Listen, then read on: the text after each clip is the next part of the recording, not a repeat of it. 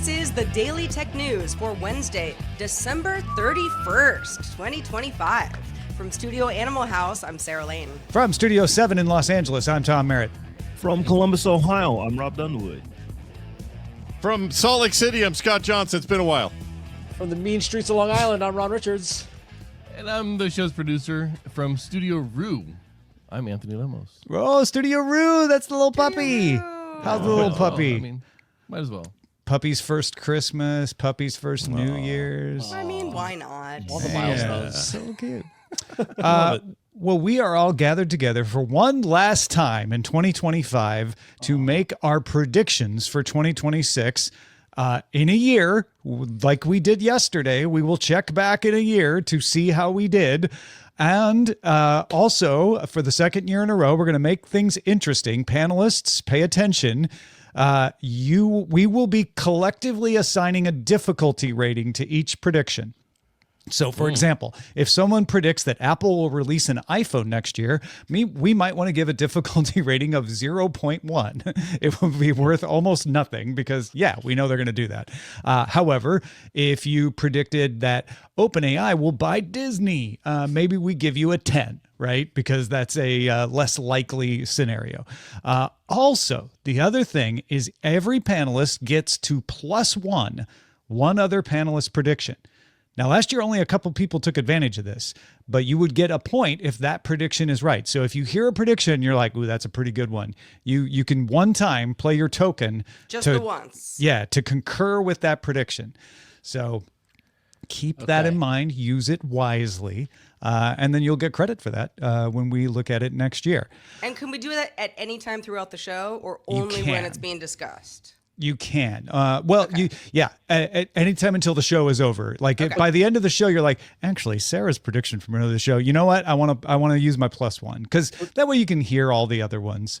But if you get really excited and you just want to plus one it right from the go, we encourage it. It's more exciting that way. And you pull it back after it's been deployed and reassign it? No. Okay, so once you've deployed it, it's gone. It's like playing chess. Once you touch that piece, you can't. In that case, can more than one person plus one the same prediction? Or is that part of you the only game? get to play plus one, but you can as many plus ones can be played on any particular prediction as possible. So there's no benefit to going first. There's no benefit to jumping in. No. You can't stake a claim. Well, we may have to revise these rules. We'll see how it goes. Last year, nobody wanted to use them, so I'm trying to make it as easy as possible for people to play it this year. And we will start with Ms. Sarah Lane. You get the honor of kicking off our 2026 predictions. Sarah, what you got? Okay, so the first prediction I have, there were so many AI predictions I could have made. And some of them just feel obvious or I don't really know what I'm talking about. However, because we're getting into that era of AI where everybody in Hollywood is scared and confused about it, here's my prediction. A major Hollywood studio will release a movie where the lead actor is AI generated. However, the controversy will be not so much that it's unethical, but that it's boring. I like that. That's pretty good. I mean, I'm sure the controversy will also be that it's unethical. But is the movie boring or the actor boring? It's the idea of the AI actor. It's like, ooh, that's interesting and maybe unethical, but that people will be like, it's not a real person. Yeah. And when we say a major Hollywood studio, we're talking about one of the studios that'll put at least 30, 40, 50 million more into a movie or more, or could it be one of these indies or something? Well, like an A24 count? I think A24 Lionsgate, that or above? Yeah. Okay. But not like production studio you've never heard of before.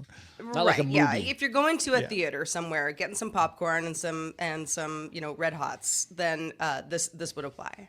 Yeah.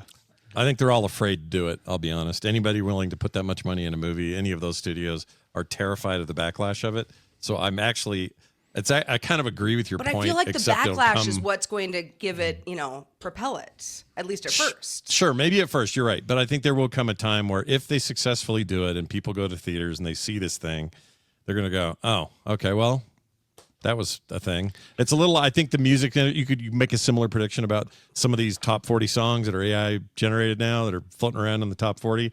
I think that is a thing that will be interesting as a strange little footnote for a while, and then it'll go away because people get bored of it. So here's another question. Gemini Man starred Will Smith and then an AI version of Will Smith as his younger self. Does something like that count? Or that was de-aging, right? Like that was still the actor is still doing it. I was talking about like someone like Tilly Norwood. This would be like not based on a real person. Got it. Okay, that's totally a complete AI construct that has been prompted. Not just the change in look or anything. Right. Yeah. Okay. Good and point. lead actor too. Not support. Yeah, but the movie would be. I mean, listen, lead actors, sometimes movies have a few of them, but this would be, a major player in a movie, not real AI. But what if it's a remake of Gemini Man using an AI construct of Will Smith using Gemini? Of Will Smith, the catcher. Yeah. Yeah, that would be, I think that would count, actually. Okay, yeah. I think that would count at that point. If anything, I think your multiplier should be extremely high. Yeah, because it's a bold one. It's not crazy, but if you get it right, you should get points. Yeah, shooting for the moon here on this one. I know these are early days, but I think Rob's right. I think it's a high multiplier because I don't think I think it's the right prediction. I think it's the wrong year. Maybe, maybe a little early, right? No offense, Sarah, but I think it's a little too soon. I think there's still no offense taken. To Scott's point, I think everyone's still a little too. No, you got to swing big, right? I'm the same way because we're at the we got a day left this year. Well, no, this is the last day of the year. We only have a day left. Yeah. So if there is a major studio that is doing this, they've already started making the movie. Yeah, and we would have heard about it by now. So I'm thinking the likelihood of this happening is great. I just don't know the likelihood of it happening in 2026. We think it a 10 multiplier? Well, the fact that Tilly Norwood exists is that's kind of where I started with. Still needs an agent. I think it shaves a multiplier off because the actor exists, the idea of the actor exists, whether or not they've got the story and all this. Higher than a 5. I feel like this is like a 7.58 or so because I think to Rob's point, it could be in production and we just don't know about it yet. Also, Rob, I wouldn't minimize the speed to market something like that. Someone could start this on Jan 1 and it could be in theaters by October for sure. Yeah, because it's AI. So exactly.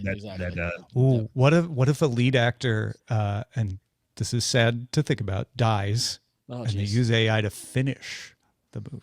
Have you seen the creepy AI videos of actors walking next to each other? They're young and older ones. Oh, yeah. That's so we go in a 7 or 8 or 7.5.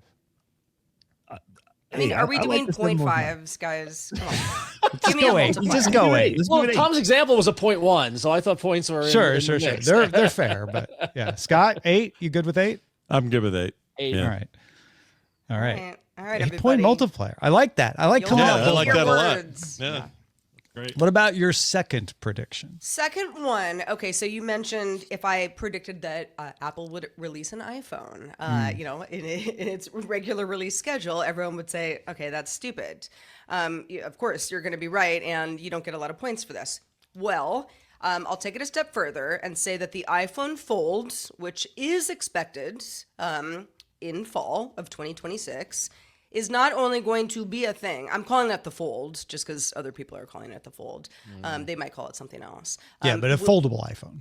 iPhone will be a hit. Will be the will propel iPhone back to we do everything first, even though Apple obviously doesn't, but they like to say that they do. Ushering in a new era for mobile devices where everybody wants a foldable. Yeah, this might be the year. This could be it. Check some things on my Pixel Fold. Yeah, wait, hang on. Let me pop up in the Motorola Razr here and just check the validity. But see, I think you guys, what you guys are doing, I appreciate what you're doing, but I think what you're doing, it may actually help her argument because this is what happens. They dork around with other people's stuff, and then they come in finally and go, "Hey, guess what? We have one too." Rob's just taking 2 Android phones and sticking them together. Well, and listen, we all know that foldable phones exist. Many of us have played around with them or have them or use them, all day, every day. Right. So it's not a new product category. That's not what I'm saying. What I'm saying is that it's going to be a hit for it's going to do its Apple. You're saying that it's going to be the year of the foldable, which is something that, so obviously on my show on Android Faithful, we've been tracking the foldable space for several years now. And given that, it's funny because one of my rejected predictions was the foldable market share was going to, that I didn't bring to the show, but I was predicting that the foldable market share was going to grow beyond the industry expectation of to 3% in 2026 to 5% of the market. And that the numbers of foldables out in the market are just so low, and the penetration has been so low, even as many as are out there in the Android world.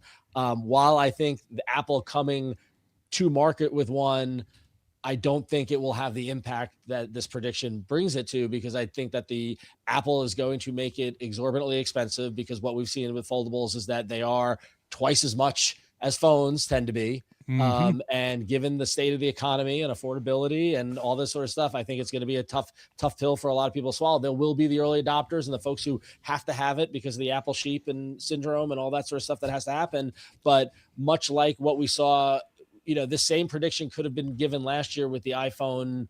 What did they call the thin phone in September? That was the Air, which been done.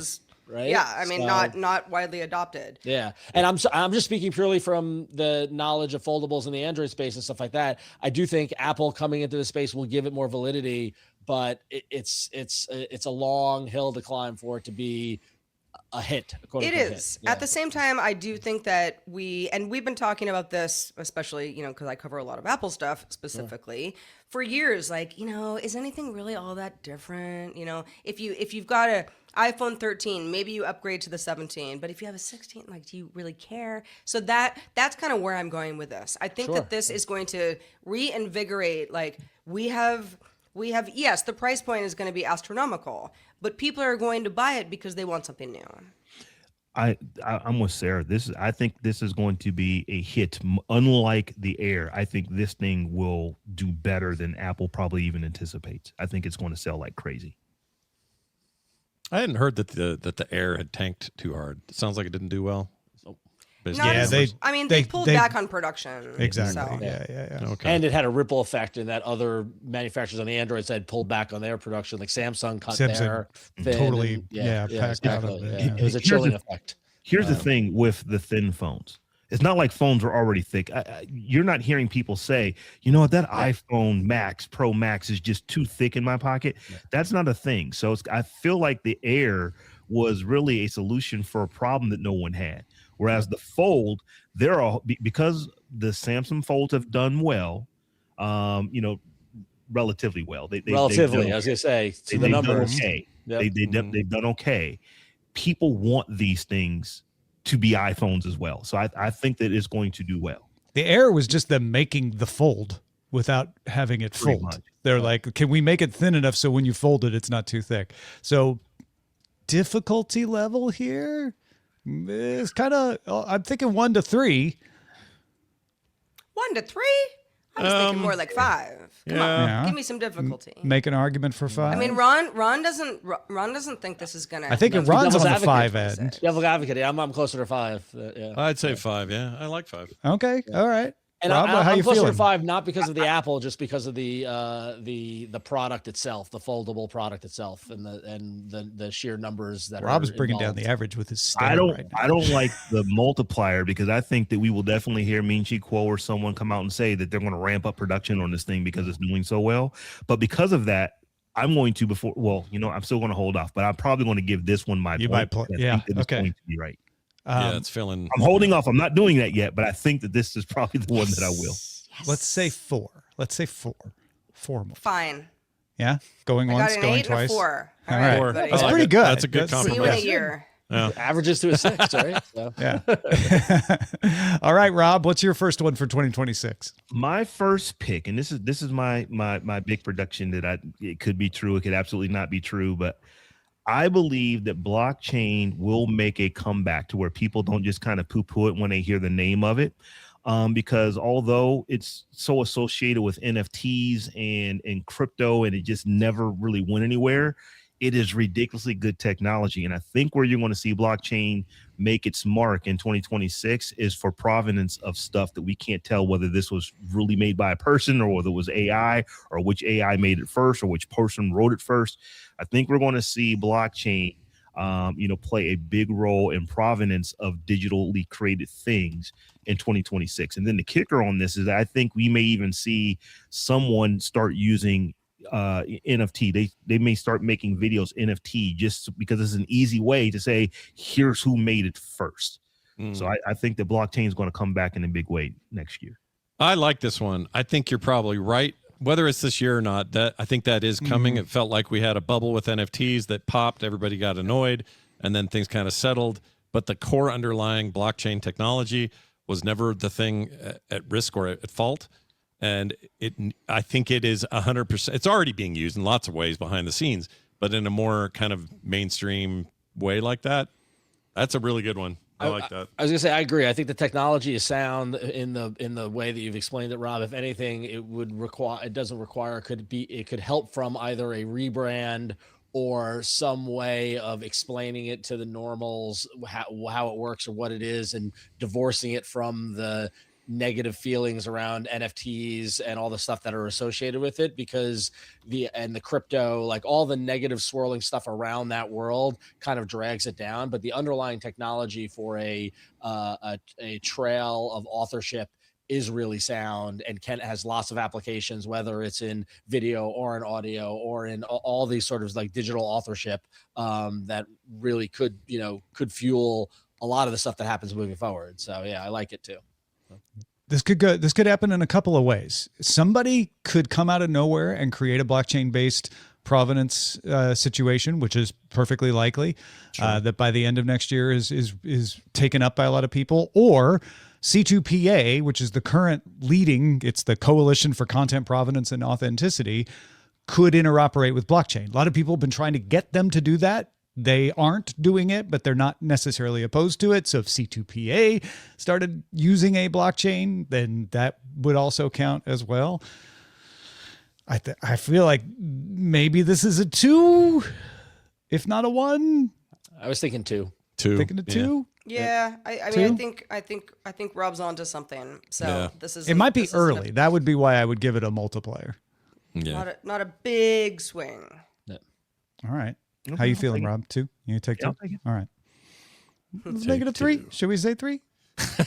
Hey, do I hear 4? Do I hear 4? You're negotiating with yourself, Tom? Let's make it a 3. Let's give it a 3. All right. Your next one. And this one is, I think this one is definitely going to happen. So it may not get a good multiplier, but I believe that Threads, that is the, Meta's text-based social media network, basically it's their clone of Twitter. I think that it will overtake X next year. In fact, I think it will overtake X. Like what? Like daily active users type thing? Everything. I think there will be more users, daily actives. I think all of the major numbers it will get, other than the age of it, will be will be in its favor by the end of 2026, because they are starting to put ads on this. And once they start putting ads on this, and I know a lot of people are saying, "Oh, I hate ads and I'll never use it again." History has shown us that ads don't make people stop using stuff. It makes them use it more, because now you're going to have the marketers. They're going to want to say, oh, I want to put ad space on here. And that's just going to bring more people to the platform. And I think that Threads is going to get big in a, it's not that it's not big now. I think it's going to get really big in 2026. I like this one. I've returned to the world of text-based social networking on Threads the past couple of months, past couple of weeks, and I've been having a blast. There's so much activity there, and what I love about it is that there's ways to target your content via the topic tag and reach a different audience and have so much more discovery. It's just a lot of fun. I'm having more fun on this than I've had in years on a social network side of it. So, Rob, I love this one. Yeah, I'm the same way. I've been on Threads since the beginning. I was in the first 100,000 as far as signing up for it. But this last year, I've really been having a lot of fun with it. And I did not bring over 30,000 people from Instagram. I just, I have an Instagram account that has about 30,000 people on it. I don't even use that account anymore. I made the purposeful decision to not bring that over, and I wanted to build from scratch over on Threads. And I really started doing that this year. And there's an outside chance that I'll actually hit 1,000 followers, this year. I know we only got a few hours left, but I'm really, really close. So, I might actually make it to 1,000. That's cool. I use it more than I thought I would. I'm kind of non-enamored with all of the short text, microbloggy kind of things that we've all had all these times. I feel like they've lost their luster for me in a big way. At the very least, it feels like Threads is trying to make it fun to use, and I like that. So this may be the year that they surprise me, and I just find that I like to use it more. But most of them, I just like a post and leave. I don't really read these things anymore. So if I had anything to add to your prediction, it might be that Meta figures out a way to make it actually enjoyable to be on this service, while the others continue to make it, well, mainly X makes it just kind of uncomfortable and not fun to be there. So yeah, I definitely, I think this is a solid prediction. It's a lofty one because X still has a big user base. A lot of people use X. However, just kind of looking at my own friend feed, not the for you stuff, but people that I'm actually following, it's kind of a ghost town on X these days. Doesn't mean that other people haven't signed up, but it's like lots of bots. Just people that used to be very prolific on X just aren't there anymore. Or if they're lurking, they're not posting, myself included. I mean, I post sometimes, but not like I used to. And Threads does feel like it has momentum, where X feels like it has the opposite. Mm-hmm. Yeah. I mean, if it's queen of a dying pool, it still counts, right? Like, still if all of queen. microblogging becomes like, nobody does that anymore, but Threads is the biggest, like this still works. Then it would work. Yeah. Yeah. What's our multiplier? 37. I think 37 is reasonable. So we'll start there. Can we go above 10? We can. We can go with whatever we want. Yeah. I feel like this one's I feel like this is an 8. They've come close. You think it's they've an had 8? Okay. Yeah. There's been a couple of times where they've said, "Hey, we're really close to their daily." Just because users. X is so big. I'd call it a 5. Yeah. Yeah, I didn't as high as an 8. I'm probably in the 4 or 5 range. Yeah. All right. So 6. Say 6. Bring it down. Yeah. Bring it down to Fine. 6. All right. I'll come Everybody down good too. with 6. All right.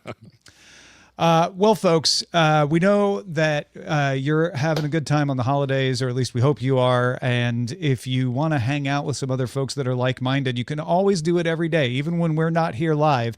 Join the conversation in our Discord, which you can get by linking your Patreon account at patreon.com/DTNS.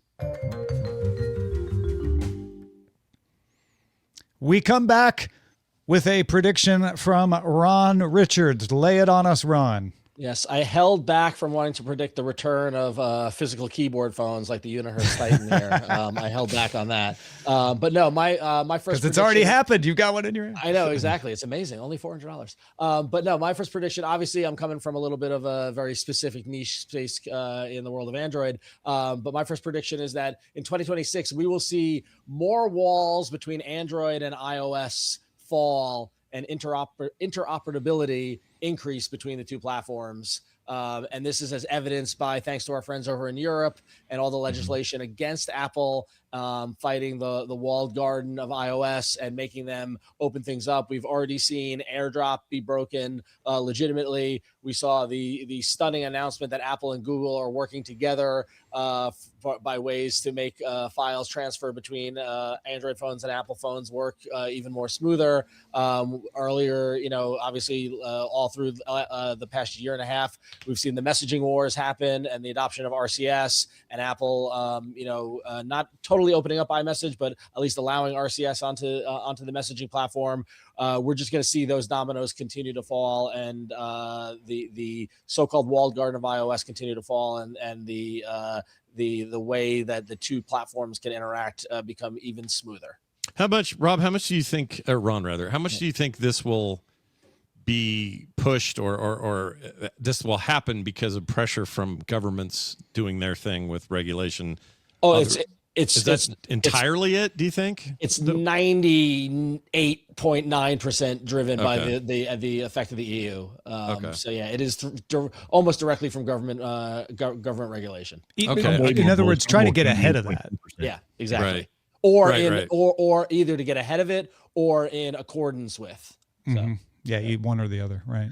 But you're not saying every one of these things is going to have a law, like the data portability that you were just talking about. They just did that. Yeah, exactly. Do you have any walls you want to call out as possible that might come down? That's a good question. No, I hadn't thought about that. I mean, you don't have to put them in your prediction per se. Yeah. You could just say, for example, like what airdrop was the one. I mean, airdrop was the one that we never thought that. I mean, honestly, that came out of nowhere. One of my favorite days of 2026 was the day 2025 was the day that the airdrop happened, because that was just I don't know if you all saw it, but like in my feed was just everybody going, "Oh my God, what?" And then people doing it like it works. It actually works, It just came out of nowhere. So exactly. Yeah. So I don't know how you're gonna do better than airdrop, but given that I'm not a regular iOS user, I don't know what other little the contact one I would like to see. Contacts would be a good one. Cut and paste is one somebody suggested. Yep. Yeah. So. Which is really just an extension of airdrop anyway, right? The cut and paste airless stuff is just part of that. Yeah. Yeah, I really like this pick, and it is because European Economic Area is kind of forcing the hand a little bit, not a little bit, a lot of it, an extremely, big part of it is because of laws that are already on the books are coming.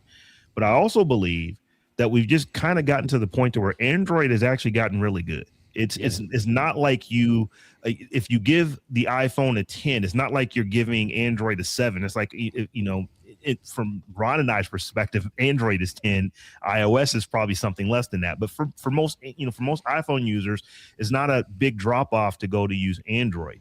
So you're getting to where, from Apple's standpoint, it no longer makes sense for us to have this walled garden, because there was a time when people would buy an iPhone because other people that they knew had iPhones, and it made life easier.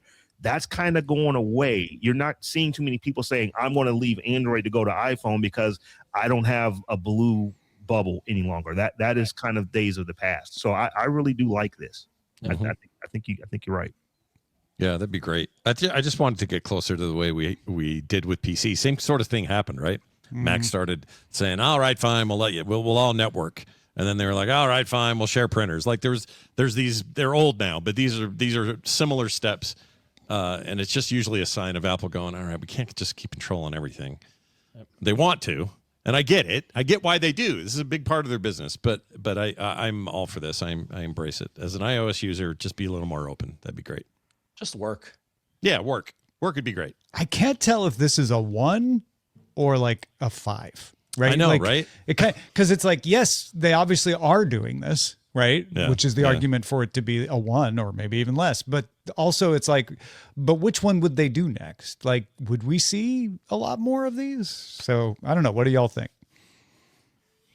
I'm going to go 3. Yeah. Let's go to middle. I'll give it a 3. 3 unanimous choice. All right. Yeah, 3. I'll take it. I was going to say 1, but sure. Take the 3. Okay, so we could do 1 instead. No, 3. Let's do 3. I'll take the 3 multiplier. Sounds good. All right, good. What's your next prediction? All right, the next prediction is coming out, coming directly out of the recent announcement and release of the OnePlus 15 Android phone, where they touted a 7,000 milliamp battery, where they bragged that it will last a full 2 days on a single charge, which leads to my prediction that 2 days of battery use between charges will become the norm in smartphones, and that the advancements and innovation in battery technology and smartphone technology will finally cross that Rubicon, where in the standard smartphone candy bar, long, thin phone, not too thick. We're not talking like the big Oukatel or, kind of, chonky, weirdo, rugged phones, but like in a standard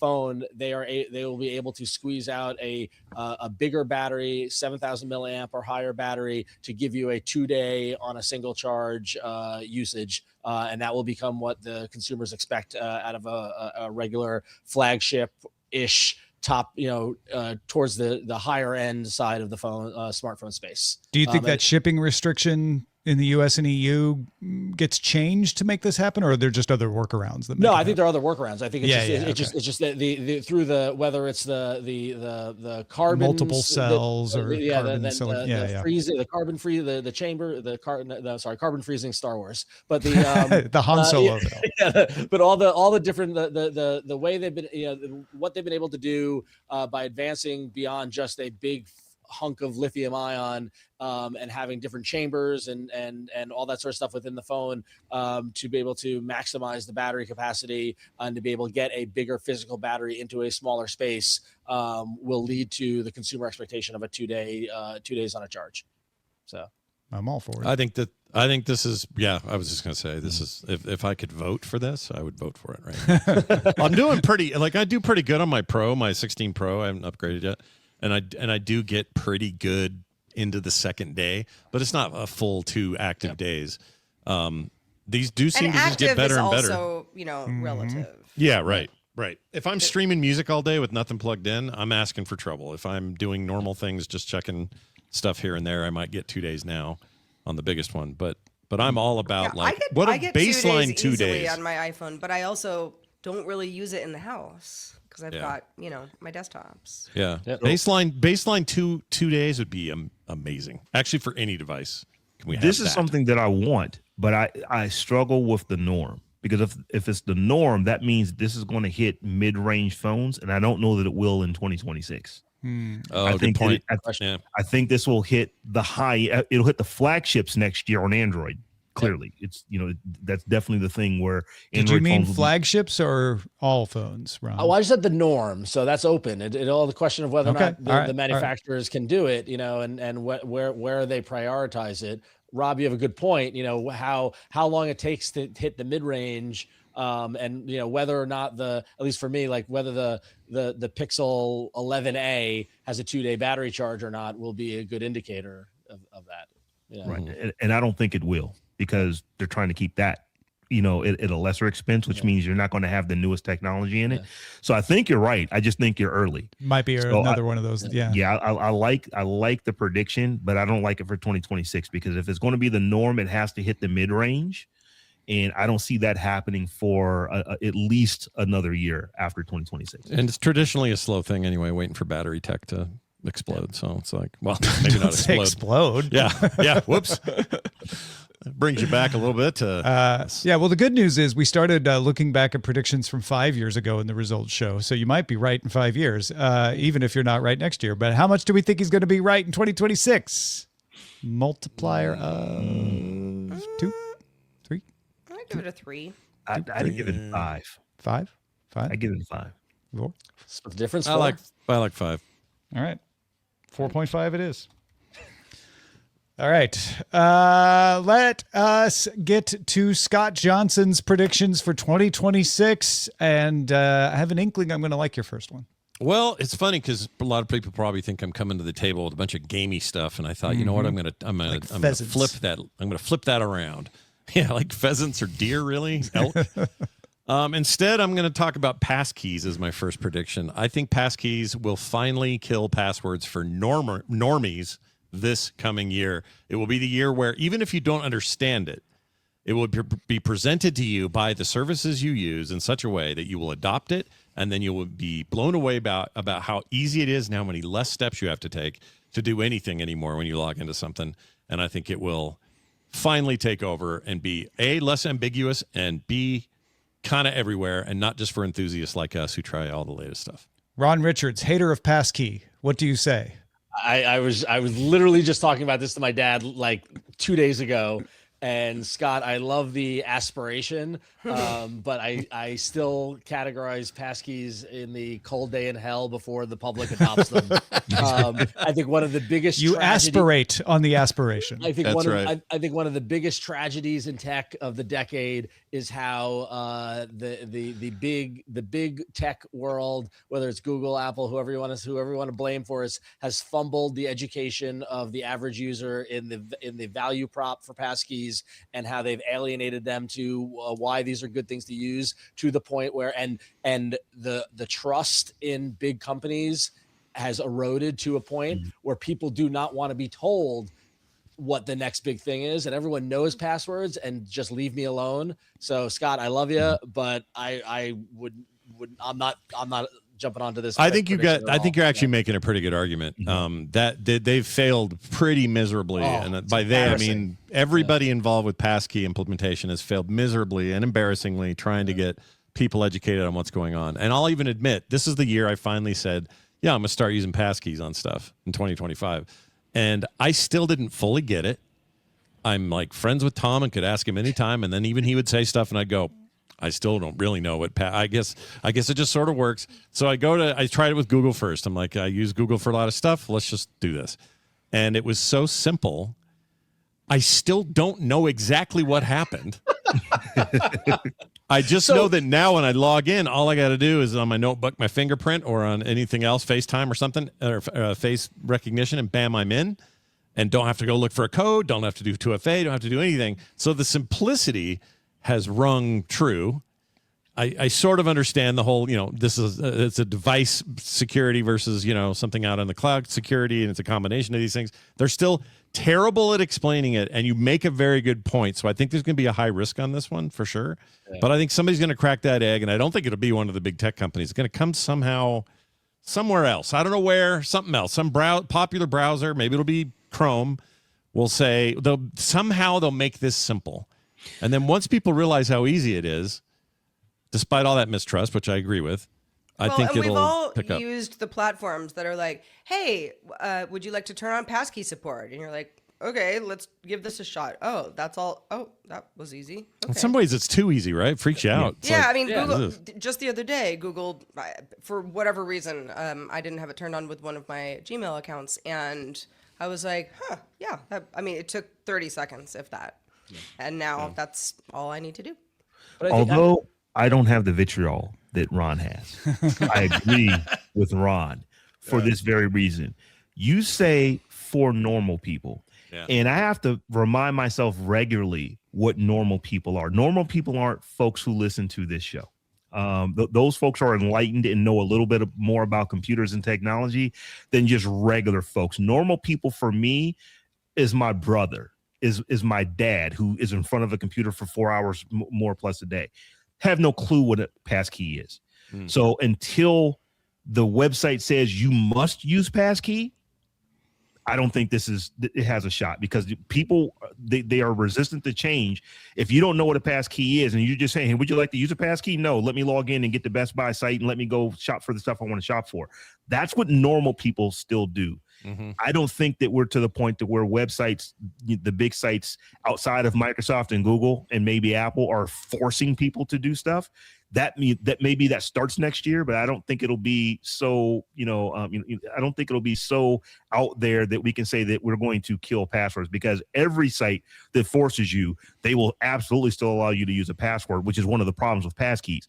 It's like, if you want to get the security, you got to get rid of the passwords, and that ain't happening no time soon. We'll be out of this decade before passwords go away like that. It's a critical mass thing. So if we want Google, Apple, Microsoft, and major banks, let's say those are our baselines of, the institutions who have the wherewithal to maybe force this through or to make it default, that will only happen with the right kind of mass adoption or critical mass. And I don't know what that number is. And you might be right. That could be forever off or never off. But, there's still people who don't know how to do 2FA, and there are still places that don't take 2FA. So I realize it's a steep hill. I just think something's got to click, and where it'll click, I don't know. We're going to have a difficulty multiplier on this one for sure, Tom.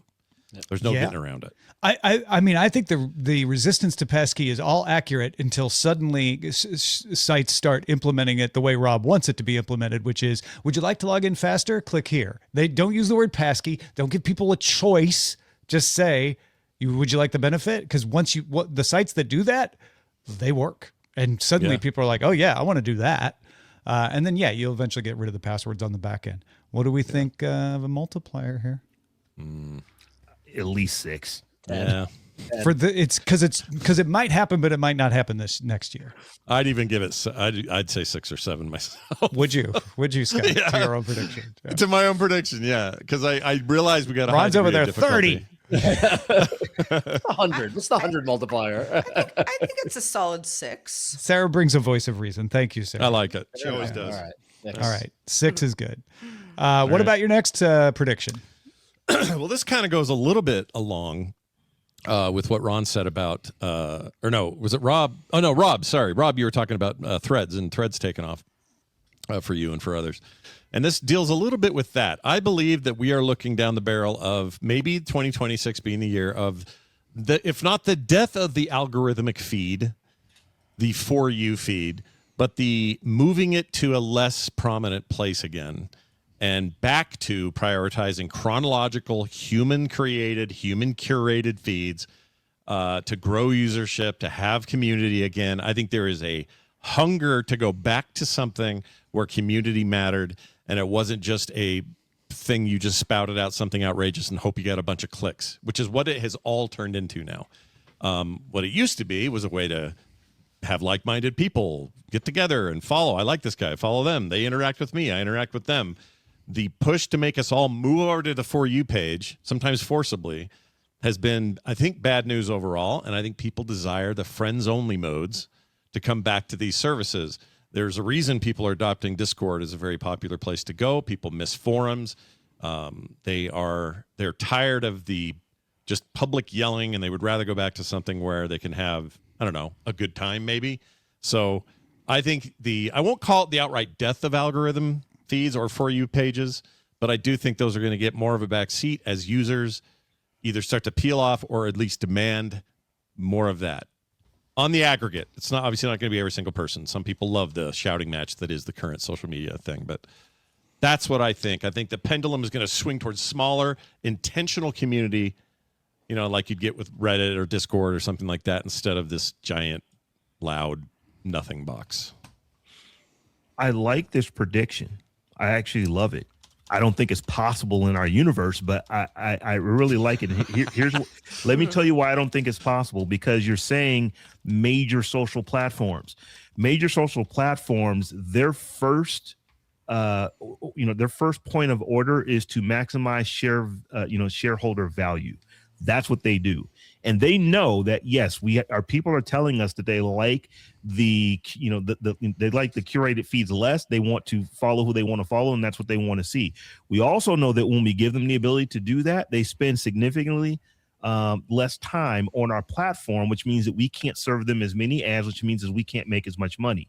So I think, if anything, if this were to be true, it wouldn't be because Facebook does it or Instagram does it or TikTok does it. It will be because those companies behind those platforms, they build something else that'll just give you the ability to have that friends and family feel. Maybe it's locked down to 200 users or something like that. We'll go back to the old Path application to where you really only have 50 people to follow. But that, like, the Be Real, the Be Reals like that, and Be Reals is interesting because of that, right? That's the one aspect of it that makes it interesting, these limited groups. But you're right, that's not a giant money-making thing. My whole prediction depends on user bleed.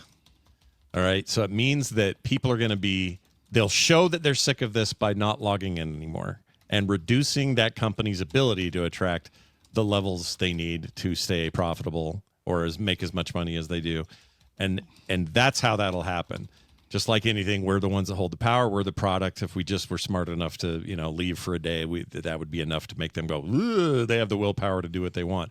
Instead, we're kind of suckers for this predatory thing this business this is.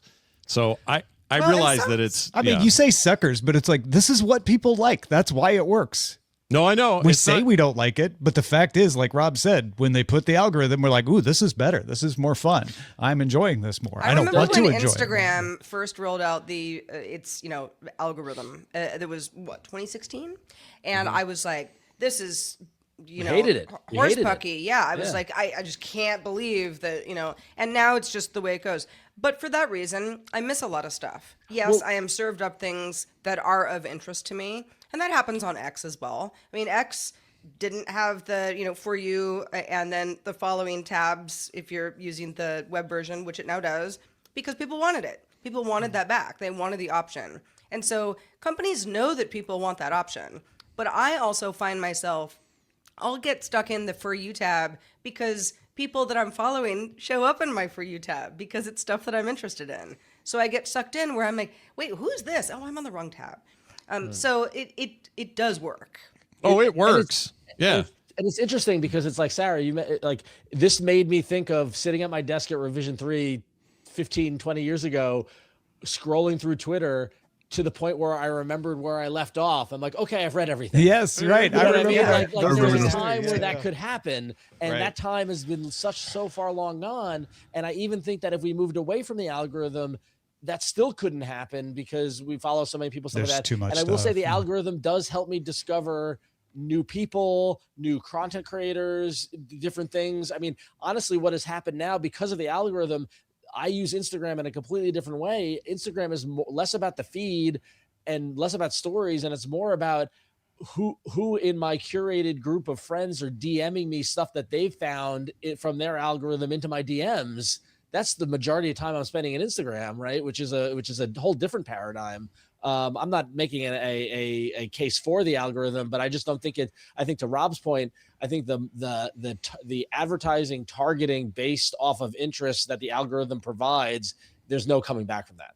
Now, Scott, you made two different predictions. You made the death of the algorithm prediction, but you also made the swing towards smaller intentional communities. Yeah. And I think one could be true without the other. So do you want to... Yeah, that's a good point. Because that's already kind of happening, right? Like you're already starting to see these things crop up. You're seeing Discord explode. You're seeing like at least signs of needing something more than these services maybe used to provide. And maybe the Twitter style thing maybe never did. But Facebook certainly did a little bit more. It was more geared to groups and pages. And now that stuff, they don't even prioritize it. Like Meta barely... I barely hear much about pages anymore over there and building community over there. Really, it's more about, can I sell stuff on Marketplace?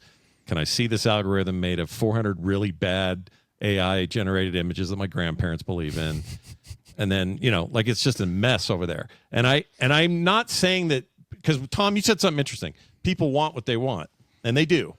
But these companies, their job is to make you addicted to the feed. In other words, stay there, not addiction in the traditional medical sense, but they want you staying there and not you won't leaving. Stay there if it's not a thing you don't want, if it's a thing you don't want. Yeah, that is predatory, and I hate it. That's all. That's every business, though. Is like, oh, you want Coca-Cola? Here, I will make more Coca-Cola. Yeah, but it isn't. You don't like olive oil soda? Then I won't make olive oil soda. Hook this hose up to your face, and I'm going to force Coke down your throat as best I can. That's not always going to work. Forcing. This isn't forcing. You can not use but these. But the goal is the goal. Listen, I want to make this clear. The goal is they want you to never leave. So if that's the goal, they will do whatever they can to do it. Every business wants you to never leave. Discord wants you to leave? Do you think McDonald's wants you to leave? Discord doesn't want you to leave. Well, no, but Discord is nothing without your community. Do you think your local pizza place wants you to stop ordering from it? No, they want you to keep ordering as many times as possible. Right.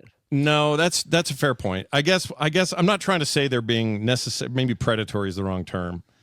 But it's like, I think the problem is they're really good at it, and we don't like that they're that good. And we're like, we want to quit, but we can't. But I don't like that we're all doing we're doing free work for massive corporations. And well, that's a bigger. Yeah, but to me, it's all the same. That is the question. It's all the same bucket. It's the same bucket of problems. I mean, going back to Rob's point about threads, I mean, like I will get lost in my feed and threads because it's hard go. And I have to remind myself, oh no, wait, I got to get work done this hour. Close this tab.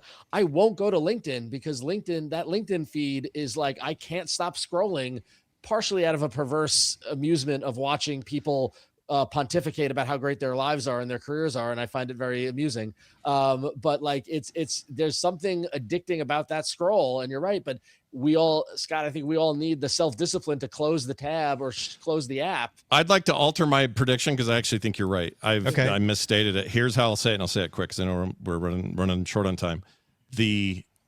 The tendency for people to get tired of this rat race they're in, this hamster wheel they're on, and find more meaningful stuff via community-based services or even those services, that will increase. Whether these companies give a crap or not or do anything, I don't think that's true. And this is hard to quantify. So at the end of next year, we're not going to be able to go, now, how many people exactly looked for more community? I realize that's hard, but that's my twist on it. These are great issues that we're bringing up. We don't have time on the prediction show to solve social media, but I like this. What are we going to give the multiplier for the tendency for people to get tired of the rat race of social media and find more meaningful stuff via community-based services will increase, and the pendulum will swing towards intentional communities?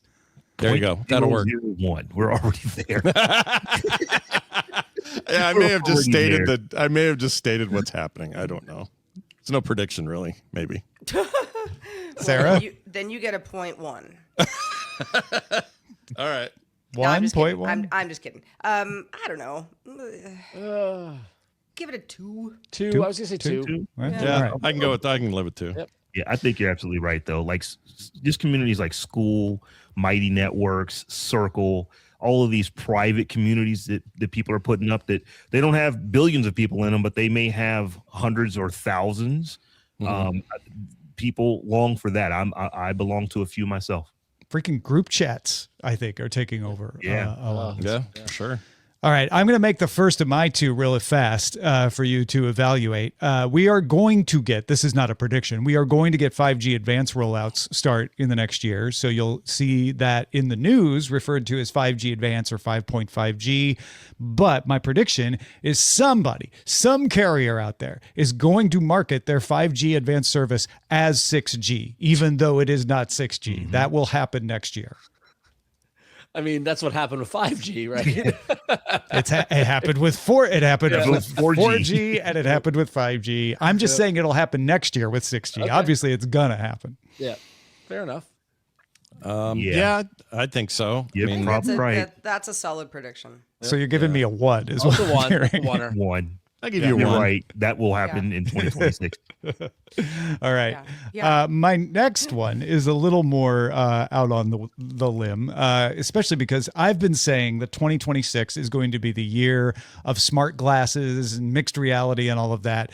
My prediction is by the end of 2026, consumers will be able to buy multiple smart glasses with real built-in visual displays, not just audio or camera only models. This will be a viable thing they do, right? Not like, yeah, you can technically buy multiples now, but this will be like, oh yeah, when I go into Best Buy or when I'm on Amazon, I'll be like, ooh, which one do I want? The Meta or the Google or this other one? Like, that's going to be a vibrant marketplace by the end of the year. And I'll be calling 2027 the year of much better mixed reality headsets. That's not part of the prediction though, but vibrant smart glasses market by the end of 2026. Vibrant. I mean, if we'd had this conversation 3 or 4 months ago, I would have challenged you. But after what I saw coming out of Mountain View last week, I got to agree with you. I think that what's coming out of Meta and what's coming out of Google with Android XR, I think this is extremely viable for next year. And it'll be beyond just Meta and Google. Yeah. Right. We're just a week away from from CES, where there's going to be a lot of the stuff. Whether all of those products and promises come to market in 2026 remains to be seen. But I think this is a solid prediction. People are getting used to this. The form factor of VR headsets has always been a challenge. Right. The form factor of mixed reality glasses, that are lighter and make more sense, and you can, walk around and not be mocked. It's new, but it's the promise that we all kind of wanted. Yeah, I think you're right. I always think that this stuff is not ready for prime time, but lately they're slim. They take really good photos. They have a lot of smart stuff in mind about how to let people know whether you're filming them or not. They don't look so obvious. Yep. Yeah. They just look like nice Ray-Bans at this point. Look like some Wayfarers or something like that, or they actually regular Oakleys. I mean, they actually look good on some. And you're going to get Gentle Monster. You're going to get Warby Parker. I think is going to be a big accelerant of this sort of stuff, as well as others. Think about that. Yeah, I think you're right. I don't think there's a whole lot of multiplier needed here. I think we don't even have to say next year for this one. We can literally say next week. Probably. Yeah. That's why I was like, it's going to be a vibrant marketplace. Everybody's going to be talking about them. We're going to have more than just Meta and Google, because otherwise, you're right. It would be So that's the distinction. It's going to be a vibrant marketplace, but you're not making a prediction on the adoption. Mm-hmm. No, I want to say that. I want to say that's a good point. They will be widely adopted. All right, so you're saying that, that next year it's going to be commonplace to see people on the subway with these on and using them, as much as any other device. Yeah. Let's say iPhone 4 era usage, right? Where they're common. Not every single person has them, right? The way they do now. Yeah. All right. Yeah, and I think moving into the holidays next year, you're going to see these things be on a lot of people's gift list. Mm-hmm. They're going to want them so yeah. I think these things get mainstreamed in 2026. I think you're dead on. What's my multiplier then? It's going to be low. I'll give you. I'll go 1.5 2 because I think this is going to happen. If we think it's going to happen, the multiplier is low, right? I would say it's I think it's a 1 if you're talking about the marketplace. It's a 2 if you're talking about adoption. Personally. I'm talking about. I'm glad you made me do that. I want to add adoption, make it a little more interesting. I like it. Yeah, 2. Sarah. 2. I'll go to 2. I'll go 2. All right, 2 it is. Mm-hmm. Well, if I get both right, I'll get 3 at least and come in 4th. Okay. Thank you guys. That was really fun. We had really good discussions about these predictions. I want to throw my add-on point. Yeah. That's what I was going to get to next. So any plus ones. Oh, I didn't do that yet. Yeah, I know. Now that we know them all, what are we going to do? I'm actually going to give my add-on to Robb's Threads prediction. Robb's Threads prediction gets a Sarah add-on. All right. Very good. I was waiting to see what everybody else said, and you all had wonderful predictions, but that's the one I want. I'm going to give it. Scott, I'm going to throw mine on Robb's blockchain. So Rob's getting another one. Rob's getting I like his blockchain thing. Yeah. You got a good multiplier there. Onto Tom's smart glasses. All right, you're not going to get a lot of points for that, but thank you. Yeah, I appreciate that. Robb, what about you? Sarah's iPhone fold prediction. Okay. Yeah, that's a good point getter too.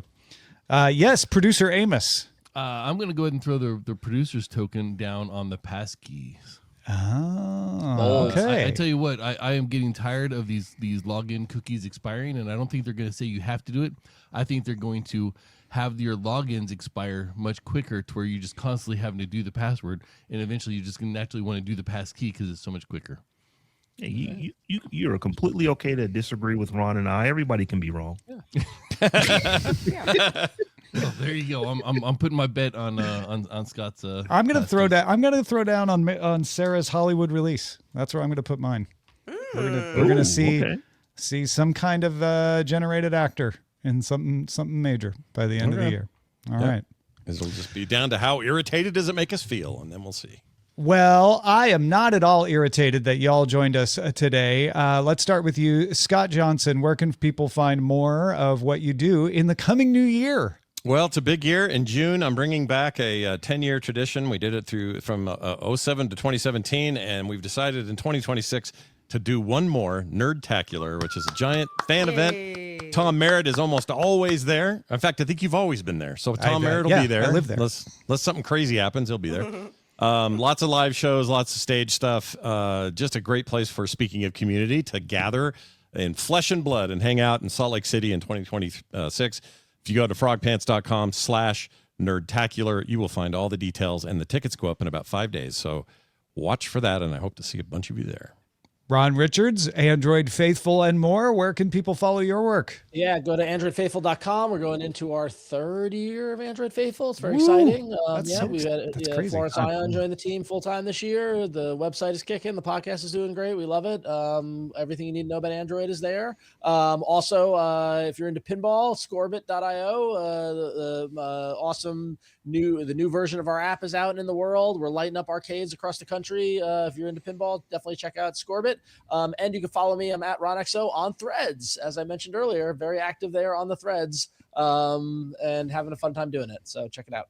Fantastic. Rob and I are set to head to CES. Sarah's going to be anchoring back at home during CES. So we got big live coverage coming up. Anything else, Rob, that you want to throw out there? I am moving into video in a big way next year, to the point to where it's upsetting podcasters. Like, podcasting is for audio only. I know, except for when it's for video as well. So yeah, I'm making a move into video. So you're going to see some video firsts from Robb Dunewood come out next year. Nice. That should have been a prediction with no difficulty in multiplier. Yeah, Like, I will put. I will maybe add, I'll do more video. I'll join that one. Yeah. Yeah. Heck yeah. Well, patrons, it has been a very, very fun 2025. We couldn't have done it without you. Thank you all so much for supporting us all day, every day. We do the show for you. So thank you for being along for the ride. And yes, as we mentioned at the beginning of the show, this is our last show for 2025. In fact, it might even be 2026 wherever you are right now. We return after the New Year's holiday with a CES preview. That'll be Friday, January 2nd, 2026. You can see all the details at dailytechnewsshow.com/live. Until then, you know what they say. See you next year. Happy New Year! Happy New Year, everybody. The DTNS family of podcasts, helping each other understand. Happy holidays and sending good vibes to the DTNS extended family. Diamond Club hopes you have enjoyed this program.